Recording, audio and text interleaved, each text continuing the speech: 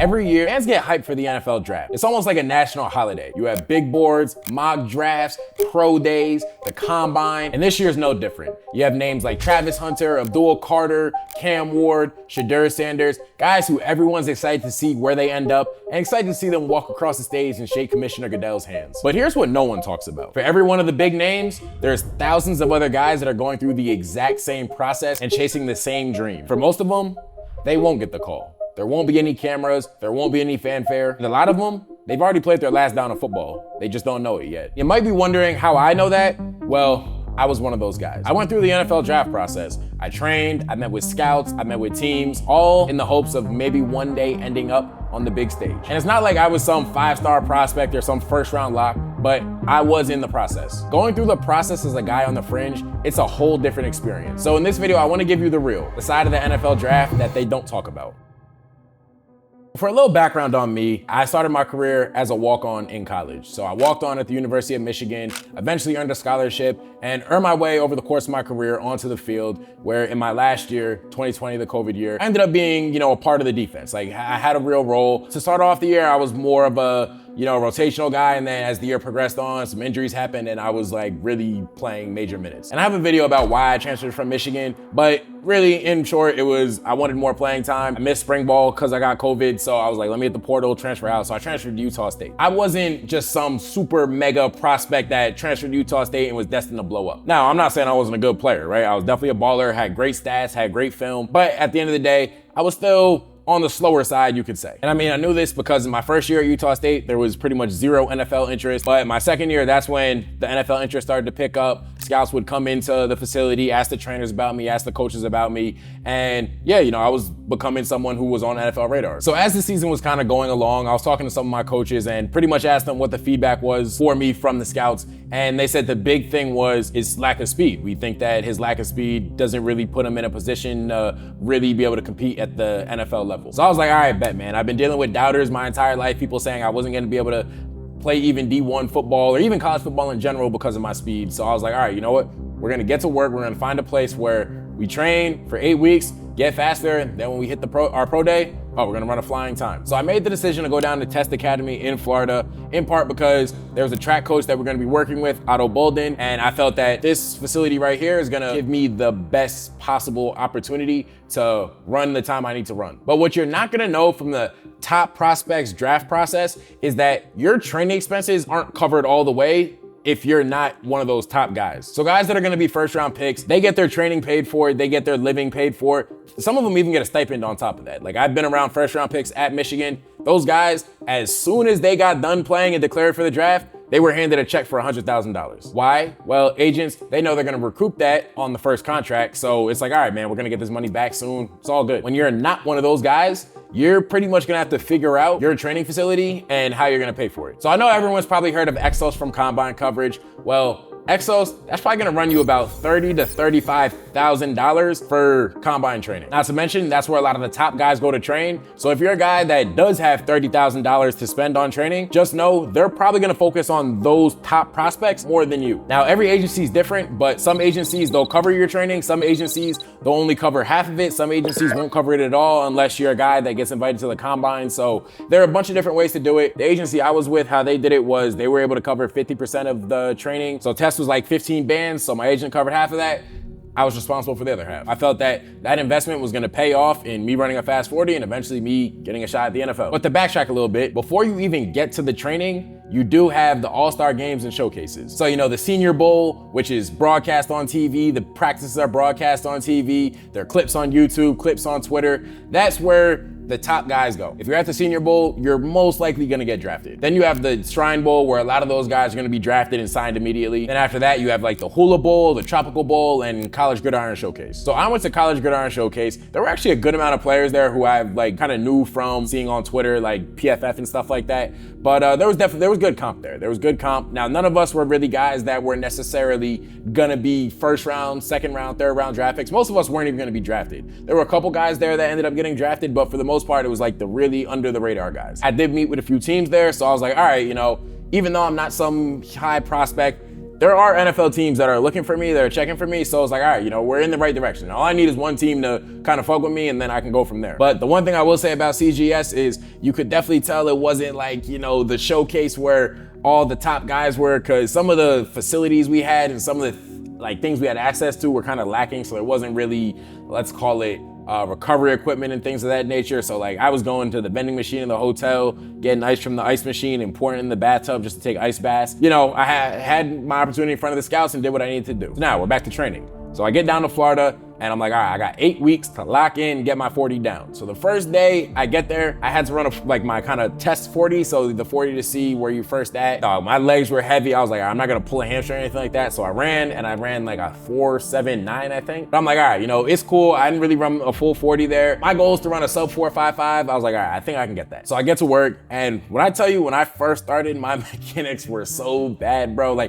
Even watching it back, sometimes I'm like, oh my God, I can't believe I was running like this. I probably sold myself short of so many plays in my career just because I didn't know how to run. But as the days and weeks kept progressing, I noticed my form getting better. I noticed my technique getting better. And over time, I was like, wait, hold up. I'm actually getting a lot faster. And the funny thing with the 40 is it is really the start that makes all the difference. If you can get your start down, you'll be fine in the drill. So that was really the goal, right? The top end is really only about 10, 15 yards. So it's like, all right, if we get this first 25 yards down, I think I'm gonna be money. So I think it was about 4 weeks in, we had a mock pro day coming up. So essentially you go through everything you're gonna do at the pro day. You get your times, that's kind of your new baseline. But I remember I woke up that morning, I'm like, yo, I'm feeling kind of confident right now. My technique's getting better. I'm like, yo, I'm finna bust out at a 4.5. So we go through the whole mock pro day, and y'all know how sometimes at college camps, they won't tell you your time. That's how they did it, right? So they didn't tell us our times until later in the day when they texted it to us. I'm feeling pretty good, right? I'm like, yo, I think I executed my game plan pretty well. Go back to the house we're staying at. I get the text,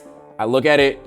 Dog, I ran a 4.69 or something like that. So immediately in the house group chat, as soon as all the texts came in, yo, we just start texting yo, did y'all run a good time? Everyone was like, nah, bro, my time was ass. We really all went in the living room. We're thinking yo, man, maybe football ain't for us. Maybe we got to do something else. I don't know. We're starting to talk about business ventures. We're just yo, bro, I can't believe we just ran this. We're paying all this bread and this is the time we ran. This shit's crazy. And mind you, I had told my parents, my brother, my agent, that we were gonna have a mock pro day. So they're yo, what'd you run? What'd you run? Dog, I put my phone on DND. I was like, yo, I will talk to y'all tomorrow. I'm not dealing with this right now. I'm heated, I'm hot. Nah, y'all not hearing from me right now. So we get to the facility the next day, and our trainers, they're pretty much telling us yo, we know you guys are stressed out right now. Just relax. Combine training is not easy on your body. And they were completely right. Combine training in and of itself, dog, had my body feeling like it was in fall camp. And those of y'all that play football, you know exactly what that feeling's like. So they said that, and it kind of got us to calm our nerves a little bit. It was all right, we weren't fresh running this the pro day. But what that did make me realize was, it doesn't matter how good my technique is. If I'm not feeling 100% healthy, then I'm probably not gonna be able to run as well as I can. So I did make the decision, all right, the next week, I'm probably gonna chill. I'll do a couple small drills here and there, but I'm not gonna be opening up and running. And it actually made a huge difference, right? My hip flexor, my groin felt infinitely better after that. And y'all already know about my knees. So my knees were feeling better from taking a week off. I didn't really take a week off. It was more so I just wasn't fully opening up, fully striding, but huge decision that I made. And it wasn't an easy one, right? They were yo, are you gonna be doing these drills? I was like, nah, I gotta let my body get right.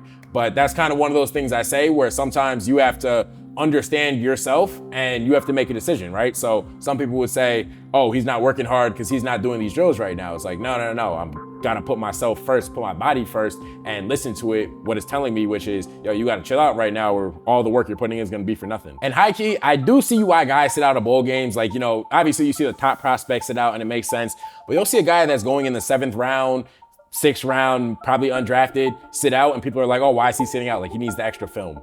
I promise you that one game of film that you're gonna get in the bowl game is probably insignificant, and is much more insignificant compared to having an entire month where you can rehab your body. So when you're playing in the bowl game, depending on when your game is, you're practicing for pretty much the whole month, or you're getting ready to play a game for the whole month. So you're not really taking care of your body in the same way you are when you're going through combine training. And we didn't play our bowl game until December 27th. So from Thanksgiving weekend all the way to December 27th, I was getting ready to play a game, but my body was jacked up. Like I played, I think 98 or 99% of the snaps on defense that year. So I was going through it. Like I did not come off the field. My body was pretty beat up, but I went that one last game. So like I said, I'm never gonna knock a guy for opting out of a bowl game, but if a guy wants to play in a bowl game, it's his prerogative too. Either way, do what you wanna do what you feels right. I wanted to play, I played. And then once I played, it's like, all right, now it's time to get the body right. Time to get right for training. After that week, came back, full speed, felt great, body felt phenomenal. Best it had probably felt in 9 months before camp started. And everyone else noticed like, yo, you're kind of flying right now. So I remember it was like 2 days before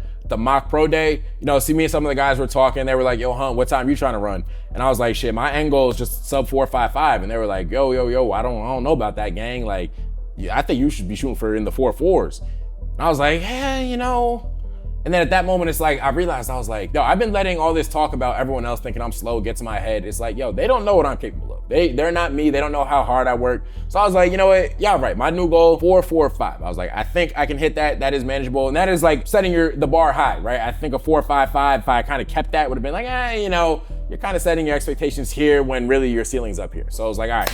4.45, that is the goal time. That's what we're trying to run. We get to the mock pro day. Took some of the lessons I learned from the first one, applied it to the second one, and I ran a 4.51. Now, not a 4.45, but 4.51, we weren't fully recovered yet. And there were still things about my technique that needed to be cleaned up. So it was like, all right, I feel like I'm on the right track right now. I feel like I'm on the right path. And then with the agility drills, I was never great at them. I'm not the most fast-footed guy, but I was like, all right, I like how they're progressing. I'm doing well enough to where they're not really a concern. So we get past the second mock pro day, and at this point, it's like, all right, gotta clean up all the little things, and I'm starting to really clean them up. And I'm starting to really, really take off from that start on the 40. Like I was moving. Then some of the drills we were doing like flying 10s. We were doing, 10-yard starts, and my times in them were really good. Like my times in them were the times that guys were running who were guys that were quote unquote fast. And then eventually my time in Florida was up. So I was like, all right, we're done here. Now it's time to head out to Utah. I actually went there 10 days before the pro day. I wanted to get acclimated to the altitude and all that. But I was like, I'm gonna come out here 10 days early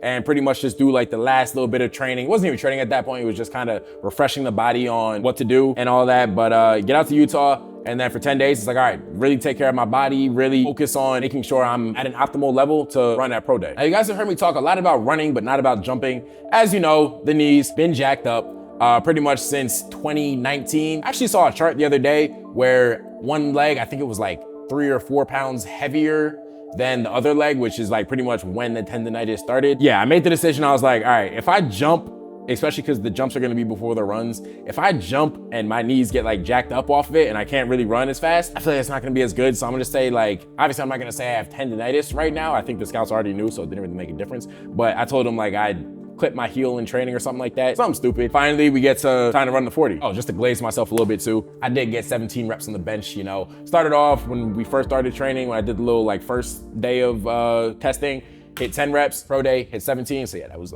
But yeah, when I got to that line, when I tell y'all I was so confident, there were no nerves whatsoever. Cause a coach told me once, you shouldn't be getting there hoping you run something, hoping you let adrenaline take over and you run something superhuman. It's like, nah, you should know pretty much what you're gonna run based off your testing numbers. So I was like, all right, if a 4.51 is kind of the low end of what I run, all right, cool with that. But I ran a 4.51 when my technique wasn't even all the way there yet. My technique was significantly better on the day of my pro day. So I was like, all right, I'm feeling good right now. No nerves, no anything. Get down the line, take off. I was like, yo, wait, I'm already past the line. Holy shit, I must have been flying. So I'm walking back, and one of our strength coaches, Coach Gilson, real one, he clocked me at a 4.45. So I'm like, boom, that's the goal right there. We good.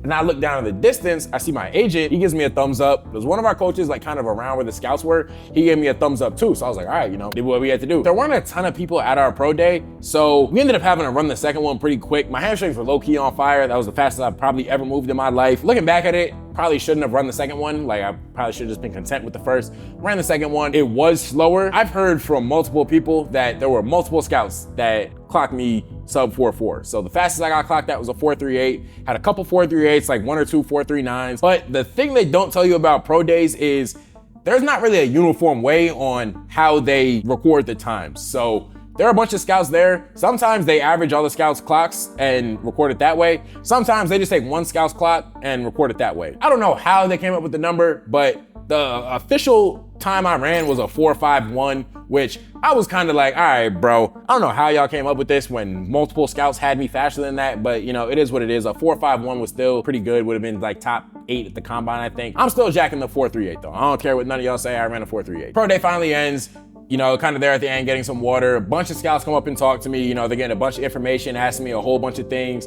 And I'm thinking like, all right, man, yo, we just did what we had to do. We in it, we might get drafted. That was kind of that exuberance from the day of. Once that wore off, I was like, all right, I'm probably still not getting drafted. You know, I'm a 6th year, 24, but still had a great day, phenomenal day, did what we had to do. So then the rest of the process at that point is really just staying in shape for whatever, you know, camp you end up going to. So I had a few more calls with scouts. My agent had some talks with scouts. I was like, all right, I'm definitely not gonna be a day 1 pick, definitely not gonna be a day 2 pick. If I'm a day 3 pick, it's like maybe potentially in the 7th round, but in my head, I was like, all right, I'm pretty ready to be an undrafted free agent. Like, it's calm, it's cool, it is what it is. Like, I was a walk-on to start my college career.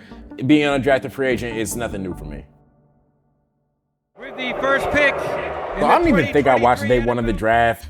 I think I watched day 2 because I knew some people that were gonna get drafted, so I wanted to see it like for them, but I knew I wasn't gonna get picked. Then day 3 came. That's when it's really like, all right, man, please no one text my phone. Please no one call me. Like, yo, I don't want to hear anything from any of y'all. Like, I need my phone to be ready. If a scout calls, if an agent calls, GM calls, whoever calls, like, I need it to be for them. The 5th round passes, I'm like, all right, wasn't expecting my name to be called. 6th round passes. Some of the guys I trained with actually got picked in the 6th round, so I was geeked for them. You know, I was watching for them really more so than myself. And then towards the end of the 7th round, my agent calls me. He's like, all right, so I've been talking to these scouts, these teams. They want to bring you in as a rookie minicamp invite. Pretty much the same thing as being a preferred walk-on. Like, you have to prove yourself in a short amount of time to even make the team or have an opportunity. So I was like, all right, you know, we're gonna look at kind of the options I had. So I remember I was talked to Tampa, I talked to Pittsburgh, the Chargers. I think there was like 1 or 2 more. I'm looking at it, I'm like, all right, Tampa, I think that's the best opportunity I have. And some people might troll and say, oh, you didn't even really make the NFL. There are thousands of guys that don't even get that opportunity. So if you're a guy going through it this year that gets a rookie minicamp invite, yo, take it, run with it, because there are guys who have been signed from it. Now, I didn't get signed personally, but